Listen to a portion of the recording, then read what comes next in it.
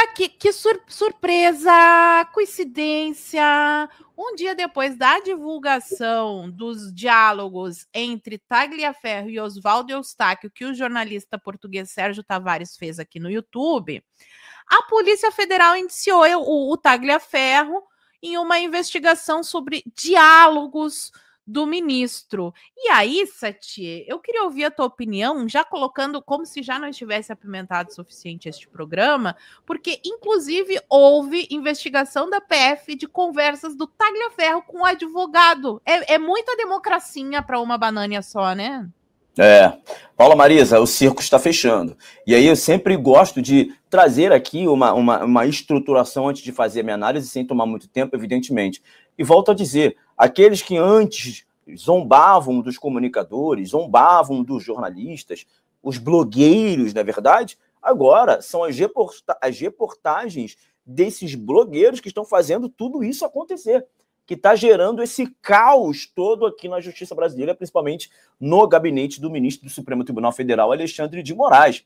Tá? Agora, neste caso, é a reportagem do jornalista português Sérgio Tavares, que também, por sua vez, já foi perseguido pelo ministro Alexandre de Moraes no aeroporto. Não sei se vocês lembram disso. No aeroporto, não, a Polícia Federal impedindo ele de sair do aeroporto para chegar na manifestação. E quando ele chega na manifestação da Avenida Paulista, em São Paulo, o pastor Silas Malafaia coloca ele no palco e tudo mais, aquela coisa toda, ele acaba virando aí também um símbolo de perseguição da imprensa pelo próprio judiciário brasileiro, evidentemente na pessoa do ministro Alexandre de Moraes, do Supremo Tribunal Federal. O que a gente está vendo agora aqui é uma denúncia, reportagem deste mesmo jornalista que coloca no bolo aí o ex-braço direito do Alexandre de Moraes, que é o Tagliaferro, né? Que está em maus lençóis, né? Ele está realmente num momento muito delicado. E é evidente que, ainda que ele hoje seja uma pessoa que pode colaborar com a normalidade jurídica no Brasil, sim, ele também cumpriu ordens ilegais, fez parte de um processo e de um sistema persecutório, onde perseguiu homens, mulheres, inocentes, políticos, e tem políticos presos, inclusive, em razão desse sistema persecutório capitaneado e protagonizado pelo ministro Alexandre de Moraes. Não só o ministro Alexandre de Moraes, mas toda a sua equipe, que agora, por sua vez, estão começando a debandar. Minha mãe me falava algo muito interessante, ela sempre me fala, quando o navio está afundando, o primeiro a pular são os ratos. E é o que está acontecendo hoje no gabinete do Alexandre de Moraes, né? O mestre Splinter ainda está de pé, mas os outros ratos já estão pulando, já estão saindo, porque não vai ter como fugir. Veja, o The Intercept, na pessoa do Glenn Greenwald, ele fez a primeira divulgação desses áudios estarrecedores, dessas conversas no WhatsApp,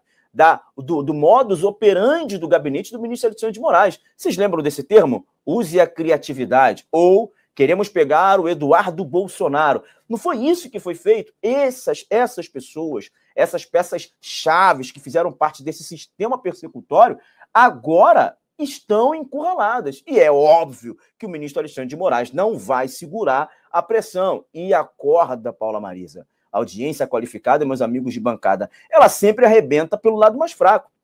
E o efeito dominó está prestes a acontecer no gabinete do ministro Alexandre de Moraes. O efeito dominó está prestes a acontecer. Vai saindo de cena, ou sendo indiciado, como está acontecendo agora com o Tagliaferro, 1 a 1, até chegar no ministro Alexandre de Moraes. Esse que, há alguns meses atrás, parecia intocável, intransponível.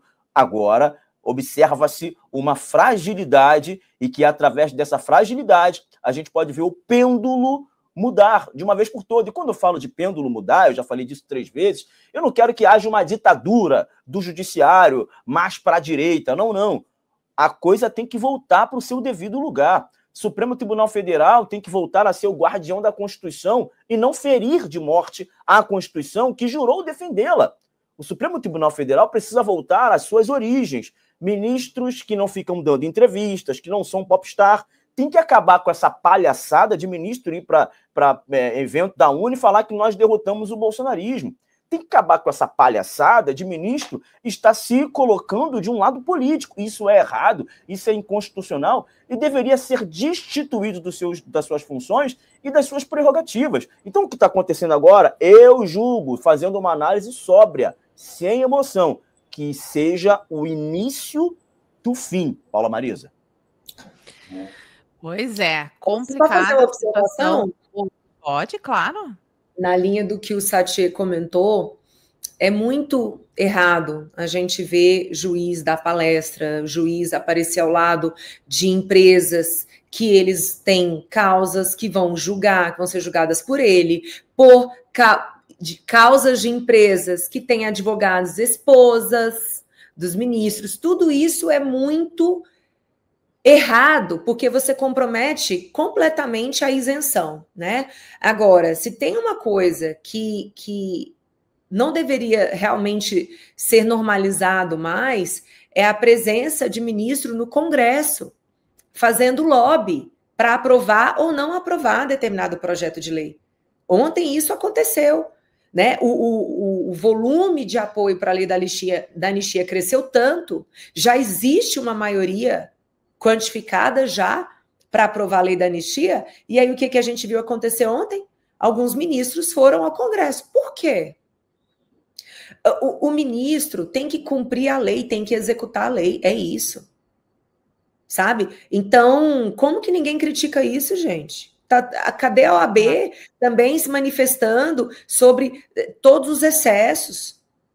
Estão destruindo mesmo o sistema de justiça, não tem outra expressão. Comprometeu Eles a isenção, literalmente estão destruindo a democracia, né? Comprometeu a imparcialidade, sabe? Se avança um DT, por exemplo, o PSD entrou no apoio para aprovar a lei da anistia. Aí avocou-se um processo contra Kassab para o Supremo. É tão evidente. Sério, isso é muito triste. Isso é muito triste. Pegando essa linha, Júlia, perfeito. Eu gosto de falar também, aproveitando essa deixa, que o juiz, ele não tem como ser neutro. Isso são coisas diferentes que as pessoas têm que compreender. Imparcialidade é diferente de neutralidade. Ninguém é neutro. Por exemplo, todo mundo tem uma opção sexual, tem um time do coração, tem um partido político predileto. Todo mundo tem uma religião. Então o juiz não tem como ser neutro. Pensa um juiz corintiano julgando um réu palmeirense. Ele não tem uma neutralidade, mas ele tem que ser imparcial. E a imparcialidade está estritamente vinculada a parecer imparcial. Por isso que a deusa Artemis não é à toa aquela estátua que nela foi desenhada com batom, perdeu mané, né? Aquela estátua, veja, é a justiça vendada com uma balança na mão. Por que com uma balança na mão? Porque ela não enxerga qual parte está colocando a prova em qual lado.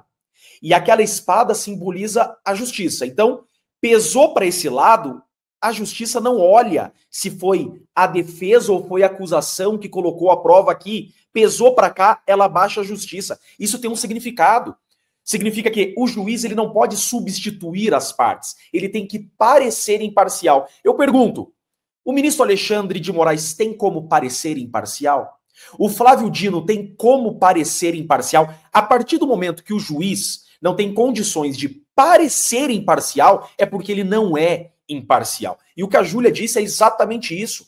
É absurdo você visitar, ou melhor, estar presente num Congresso Nacional, não só fazendo lobby, mas constrangendo pessoas. Eu estou de olho em vocês. Porque esse inquérito contra o Tagliaferro é literalmente isso, uma mordaça. Veja que, historicamente, o nosso sistema de justiça brasileiro, ele está amordaçando pessoas. É só aparecer um pouco que você leva uma mordaça. O próprio Nunes Marques, o próprio ministro Nunes Marques, veja, ele foi indicado pelo Bolsonaro. Havendo qualquer risco de que ele fosse contrário nos julgamentos, já há uma investigação no STF contra ele por suposta venda de sentença enquanto era desembargador. Já está na mordaça. E eles tentam fazer isso o tempo todo. Por isso que, eventualmente, divulgar esses áudios, o tema central é esse, do Tagliaferro, pode ter sido estrategicamente ruim. Por quê? Porque agora o Tagliaferro está na mordaça. O Tagliaferro poderia, apesar dos apesares, como eu disse, não dá para se passar a mão na cabeça dele porque ele fez parte desse sistema, mas ele poderia ser um aliado de bastidor, fornecendo provas importantes a resistir a esse sistema. Agora acabou. O Tagliaferro com certeza vai recuar, porque ele não quer ser preso. É mais um na mordaça. E assim vamos de mordaça em mordaça, infelizmente, né, O pessoal? Sérgio Moro foi amordaçado, Paula. Desculpa te cortar. Sim, Sérgio Moro foi amordaçado. vários foram. Tem também o senador aqui de Santa Catarina, o Safe, tem vários amordaçados. Infelizmente, a gente sabe